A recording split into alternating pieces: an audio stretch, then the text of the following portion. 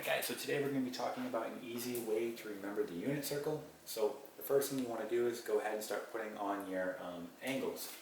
So we know that one quadrant is going to be 90 degrees or pi over 2. Alright, so I start at 0 and I go 90 degrees or pi over 2, right?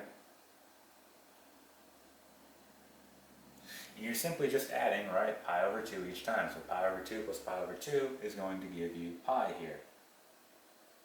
Pi plus pi over 2, 3 pi over 2, and then 3 pi over 2 plus pi over 2 will give you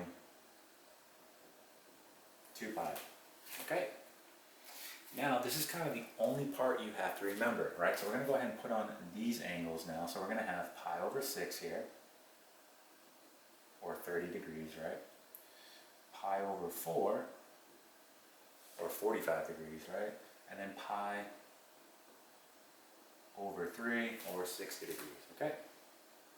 Now that you know these angles, you're going to be able to find, okay, all the other angles, okay, on this unit circle.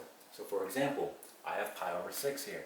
So if I go to the left side, I have a 6 on my denominator and a 1 on my numerator. So if you do 6 minus 1, that gives you 5, right? So you're going to write here 5 pi all over 6.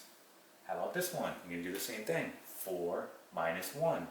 That's going to give you 3. So 3 pi all over 4. Right? You see what we're doing here? 3 minus 1 will give you 2. So 2 pi over 3. 2 pi over 3. Alright?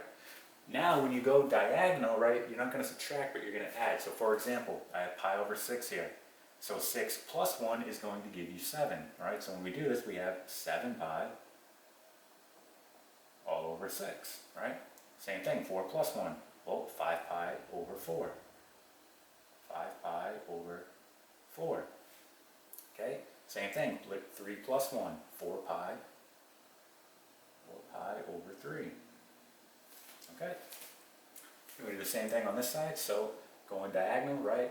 3 plus 2 is going to give you 5 pi over 3. 5 pi over 3. Alright, 4 plus 3 will give you 7, right? So 7 pi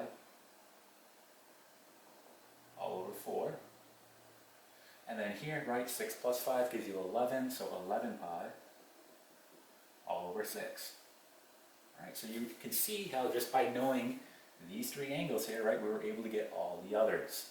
Alright, now we've got to find our x and y points now. Okay, so again, this is fairly simple, so just pay attention. You're going to take your pointer finger right here, right? So here's your pointer finger, you're going to close it. To the left of your pointer is going to be your x values. Okay? To the right of your pointer finger is going to be your y values. So I have 3 here, right? And I have a 1 here. So for example, on this first one, I'm going to write the square root of 3 over 2, and then 1 over 2, right? Again, right? 3, 1, right? We go up 1. So then you take your pointer, right? Bring it up, and now close your middle finger.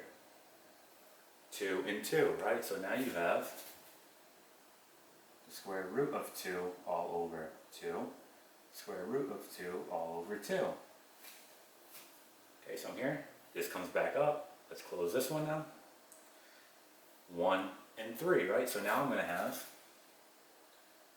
1 over 2, and then the square root of 3 all over 2. Okay? And these are going to be fairly easy to list, so why don't we go ahead and do that? We know that this here is going to be 0, 1, right? This is going to be negative 1, 0. This is going to be 0, negative 1, 1, 0. Okay? Now that you have these, right, what we can do is just kind of shift them over where they need to be in their given quadrant. So for example, right, I have the square root of 3 over 2 and 1/2 here, right? Well, what is it going to be over here, right? Well, the x now is going to be negative, so that's all you have to do is negative, right? Square root of 3 over 2, and this will be 1/2. Same thing, right? So the x is going to be negative.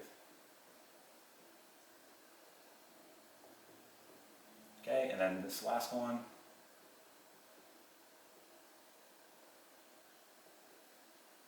Okay, so let's look now. Well, now we know that both the x and the y are going to be negative here, right? So let's go ahead and do that. So looking at this, we're going to get the following. We get negative, right? Square root of 3 over 2, right? Negative 1/2. Okay, looking at this, we're going to get negative square root of 2 all over 2, right? Negative square root of 2 all over 2.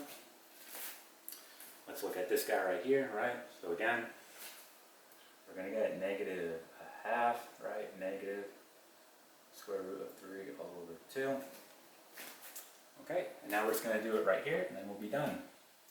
So again, we know here that, okay, our x is going to be positive, but our y will be negative now. Okay, so let's go ahead and do this. I'm going to start here. So again, our x is going to be positive, okay, but our y is negative. Okay, and then we're just going to go ahead and make our way down. So again, now we're here. So again, my x is positive, my y is negative. Alright, and our last one here, okay, 1/2, and then negative square root of 3 all over 2. Okay, and that is it. So that is an easy way you can remember the unit circle.